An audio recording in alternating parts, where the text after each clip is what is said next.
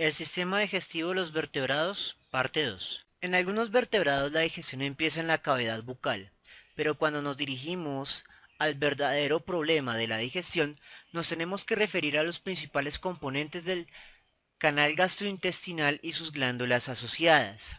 Si bien el diseño del canal alimenticio puede variar mucho, aun entre organismos muy emparentados entre sí, ya que depende de las dietas concretas, en los vertebrados podemos identificar tres regiones principales: el esófago, el estómago y los intestinos. A pesar de las diferencias en función, tamaño y forma, las paredes de todas las regiones del canal gastrointestinal están construidas de manera muy semejante.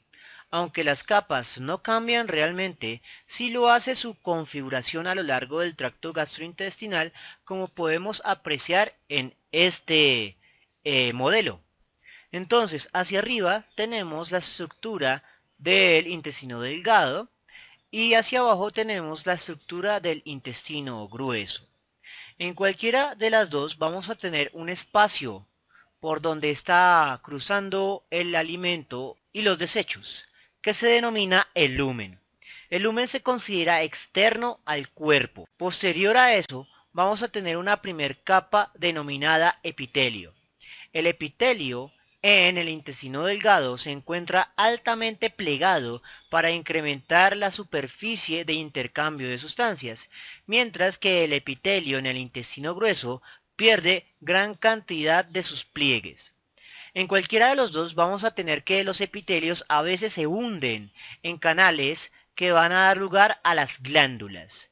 Las glándulas segregan sustancias especiales, ya sea para proteger o para digerir el alimento. Dado que estas glándulas van a dar lugar a una parte externa del cuerpo y no al sistema circulatorio, se denominan glándulas exócrinas. Debajo del epitelio vamos a tener capas de tejido conectivo en la submucosa y posteriormente una capa de músculo liso, que es lo que le otorga a estos canales la capacidad de realizar peristalsis, de palpitar para empujar el alimento. En algunos casos, ese movimiento va a estar regulado por neuronas. Sin embargo, estas neuronas hacen parte del sistema nervioso autónomo del cuerpo. Usted no controla el modo en que su canal alimentario empuja el alimento. Finalmente, en algunos casos, y especialmente en el intestino grueso, tenemos nódulos linfáticos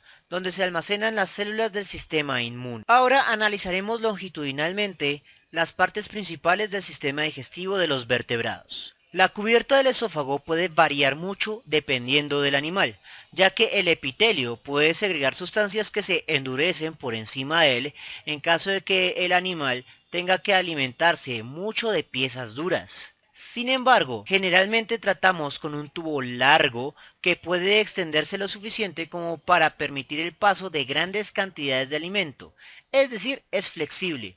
En algunos animales inclusive el esófago puede expandirse tanto que sirve como una cavidad de almacenamiento de alimento y de predigestión antes de su llegada al estómago.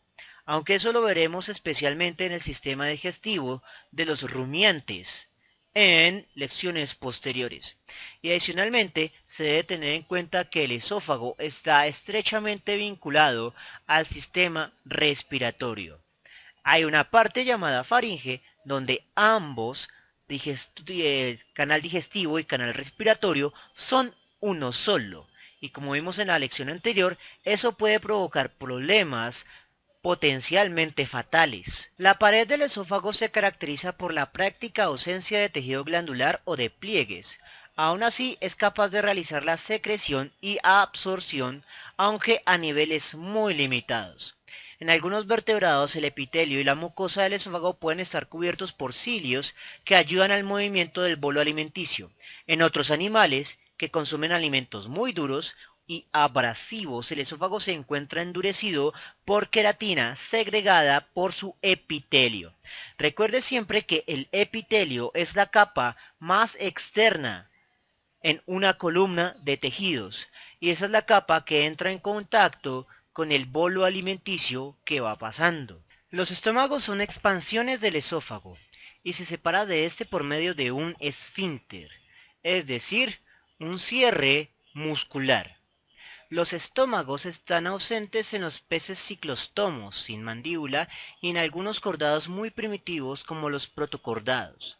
A pesar de que asociamos al estómago con una función de digestión, algunos animales que no se alimentan con mucha frecuencia utilizan su estómago como un sistema de almacenamiento de alimento hasta que el cuerpo requiere nutrientes. En tal caso, el proceso de digestión continuará su curso. Es probable que el ácido clorhídrico segregado por las células estomacales hubiera iniciado su existencia como un método para retardar la putrefacción en un estómago primitivo que funcionara principalmente como un almacén de alimento. El estómago posee una capacidad de absorción de nutrientes muy limitada. Puede absorber agua, sales y vitaminas, pero es muy limitada y no puede compararse con la del intestino delgado o grueso. En todo caso, el estómago tiene una función básica: mezclar el alimento por peristalsis y digerirlo por medio de la acción del ácido clorhídrico concentrado, que se encuentra al 2 molar, lo cual en términos de un pH es un pH negativo. Adicionalmente, también tiene la capacidad de segregar algunas enzimas, las cuales empiezan la digestión específica. Algunas regiones del estómago se encuentran tachonadas por hendiduras que penetran profundamente en el epitelio. Estas hendiduras son las glándulas. Las glándulas van a segregar ya sea ácido clorhídrico, moco o enzimas. El moco es muy importante para evitar que el ácido y las enzimas digieran al propio estómago, generando una úlcera estomacal, cosa que a veces pasa.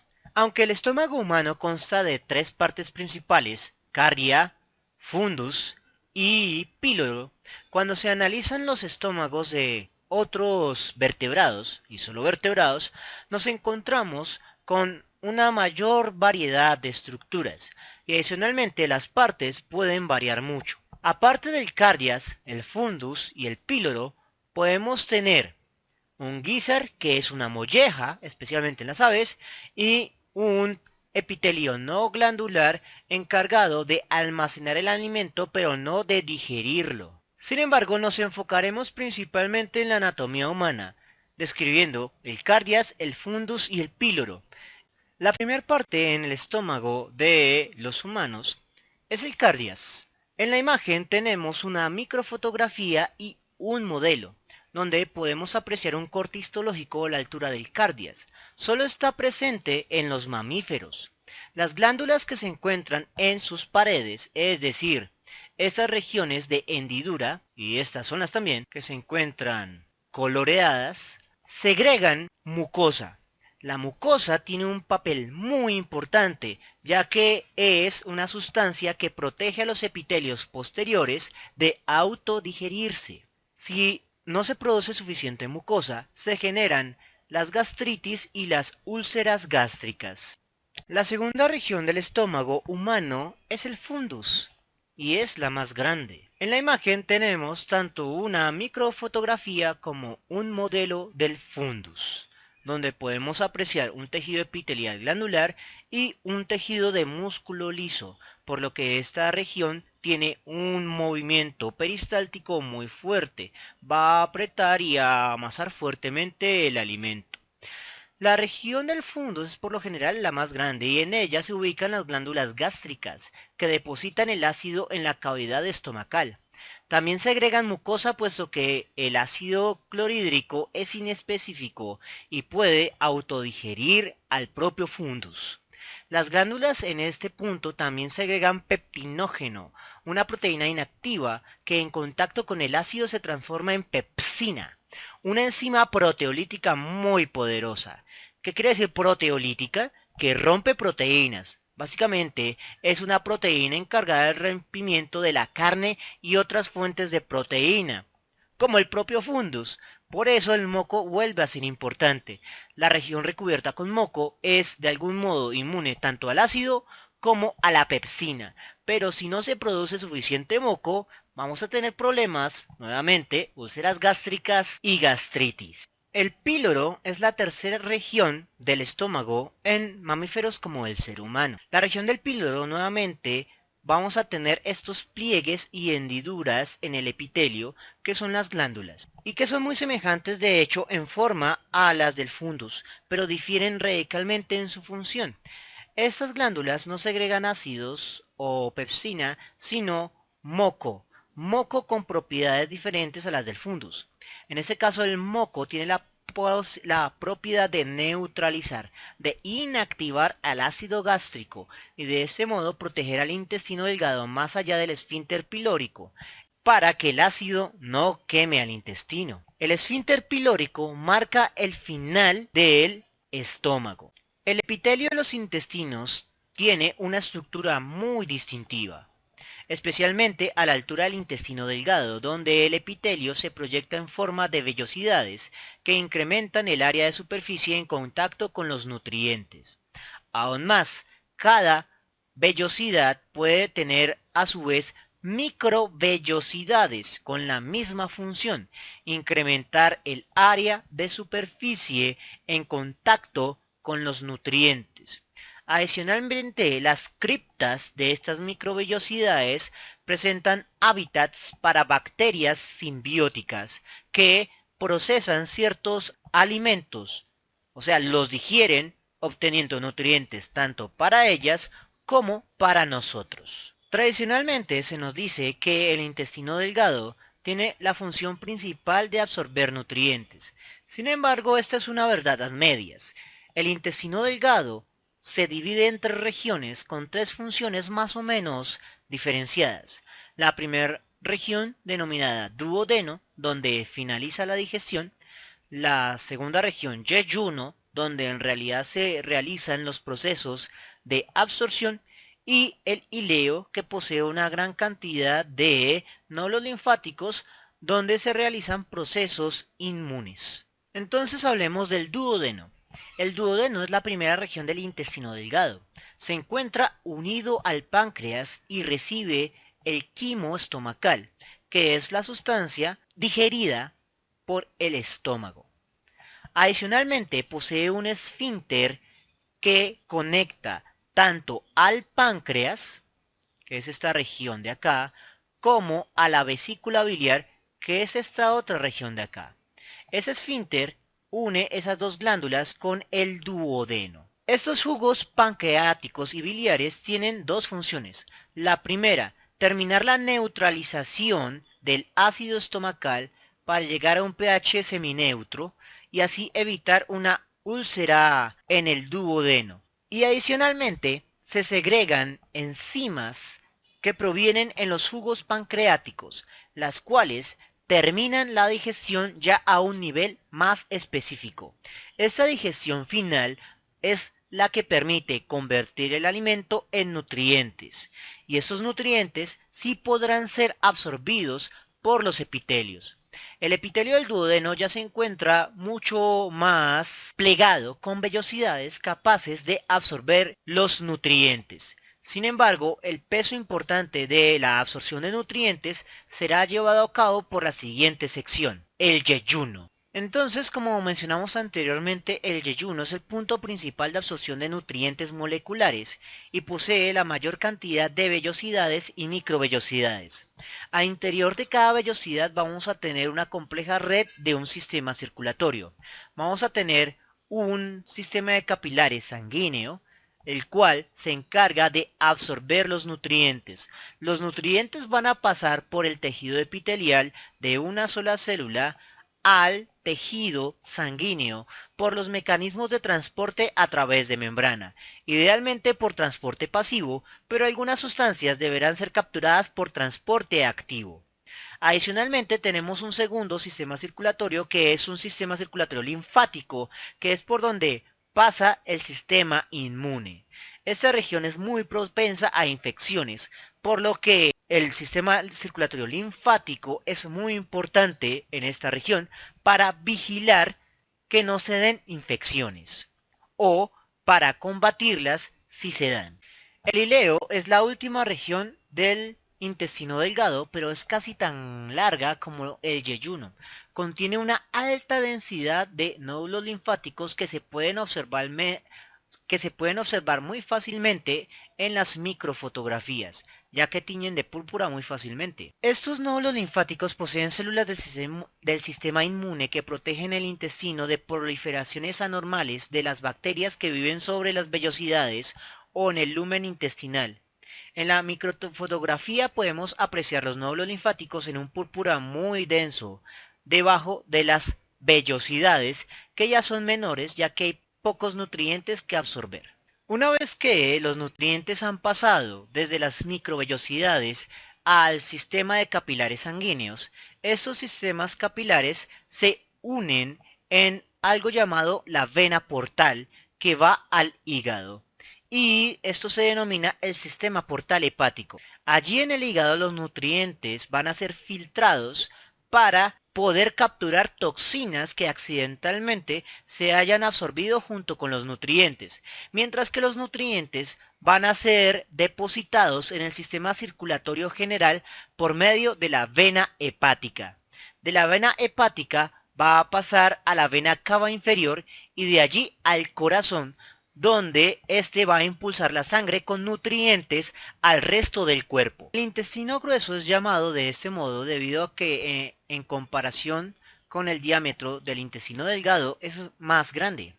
En muchos animales es un tubo recto que termina en una cloaca o en un ano, y su mucosa carece de vellosidades. En otros animales puede posicionarse a un lado del abdomen o formar una curvatura en forma de gancho, como en el colon del ser humano. El intestino grueso empieza en el esfínter ileocecal, que se encuentra más o menos a esta altura, y termina en el recto, que es la zona de salida de los desechos. El intestino delgado se une al grueso por la zona ascendente, es decir, esta región. Cerca de esta se encuentra el apéndice o ciego, que es una estructura evolutiva vestigial que es mucho más grande en animales con un hábito alimenticio herbívoro mucho más marcado. Los depredadores no tienen ese ciego en absoluto. Y los humanos, que hemos migrado a un modo alimenticio mucho más marcado por el consumo de carne, hemos perdido nuestro ciego hasta una estructura muy pequeña. El intestino grueso, a pesar de lo que muchos piensan, tiene varias funciones más allá del simple transporte de desechos para su eliminación. Es la zona principal donde se da la absorción de agua y minerales esenciales como el sodio, por lo que durante este proceso los productos de desecho se van secando y adquiriendo la consistencia normal de los residuos fecales. Por otra parte, las bacterias que viven en esta zona, al terminar de degradar las sustancias de desecho, sintetizan vitamina K y vitamina B, las cuales son absorbidas por el epitelio del intestino grueso. Dada la estrecha relación del intestino grueso con el agua, cuando éste no es capaz de absorberla, los desechos no se solidifican, haciendo que los residuos fecales salgan líquidos, condición conocida como diarrea. La diarrea es muy peligrosa, ya que también se lleva consigo las bacterias productoras de vitamina K y vitamina B, así como iones salinos como el sodio y otros minerales, lo que conlleva a un cuadro de deshidratación y, en casos severos, a la muerte. De forma inversa, si el colon retiene demasiada agua por un tránsito lento de los alimentos, se genera el estreñimiento o constipación, haciendo que las heces se endurezcan demasiado, lo cual puede generar raspaduras o cortes en el epitelio del recto o del ano, conllevando a las fisuras anales o a las hemorroides. Cabe destacar que esto sucede especialmente en los animales como los humanos, que realizaron un cambio evolutivo dietario desde un herbívoro total a un modo de vida que varía entre la depredación y la herbivoría. En este caso, la fibra vegetal sigue siendo necesaria para el intestino por muy carnívoro que se sea, debido a que la fibra vegetal estimula la peristalsis del intestino grueso, a un flujo más rápido de los alimentos y a que no se absorba tanta agua. Finalmente, el proceso por el cual los restos fecales salen del cuerpo se denomina eliminación y no debe confundirse con la excreción, la cual es llevada a cabo por los riñones y por los pulmones. Sin embargo, el intestino grueso desempeña un papel en la excreción al eliminar algunos pigmentos como la bilis por medio de la secreción biliar a la altura del duodeno. El órgano encargado de la eliminación es el ano o cloaca. La diferencia entre ambos es simple. Una cloaca es una estructura donde desembocan la orina y los residuos fecales simultáneamente, mientras que un ano solo expulsa residuos fecales. Bien, eso fue el sistema digestivo parte 2, el canal gastrointestinal. Espero que les haya gustado y nos vemos en una próxima oportunidad.